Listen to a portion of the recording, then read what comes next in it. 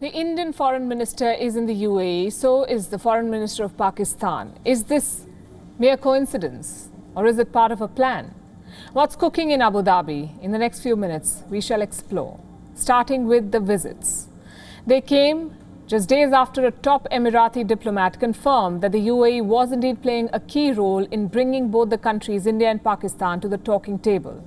The diplomat in question is the UAE's ambassador to the United States, Yusel Al-Otaiba. Listen to this first and then we'll tell you what happened in the latest visits. 3 weeks ago, an article came out that basically highlighted the role the UAE played in bringing the Kashmir escalation down and sort of created a ceasefire, hopefully ultimately leading to restoring diplomats and getting the relationship back to a healthy level. We try to be helpful where we have influence with two different countries. So India and Pakistan was the most recent one.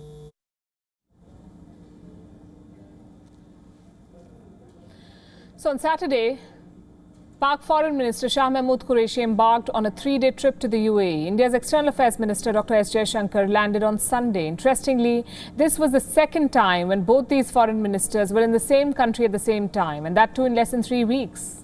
Remember, they both came face to face in Tajikistan's capital, Dushanbe, for the Heart of Asia Summit on the 30th of March. No meeting took place there, not even an exchange of words, say reports.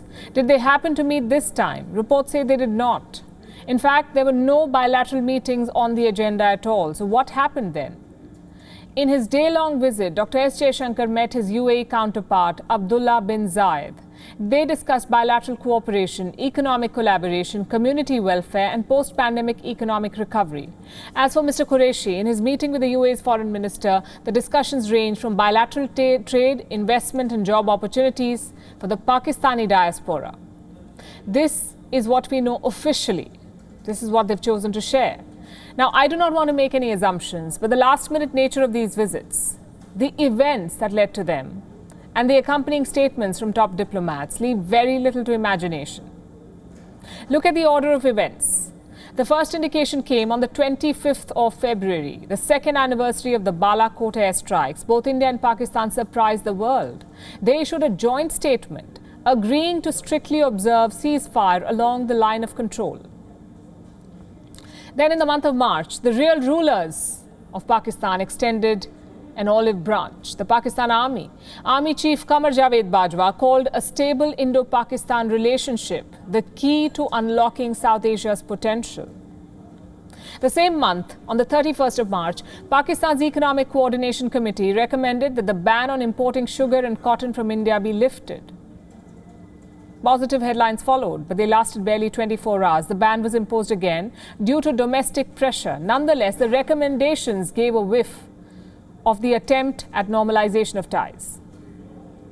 This was followed by reports of Emirati officials facilitating back-channel talks between the two sides. We already told you the UAE's ambassador to the US owning up to his country's role. Now, the coinciding visits of both the foreign ministers have once again reignited speculation. Both Islamabad and New Delhi maintain absolute silence on what is happening. But as they say, sometimes silence speaks volumes, and especially when it comes to the India-Pakistan conundrum, nothing speaks louder than silence.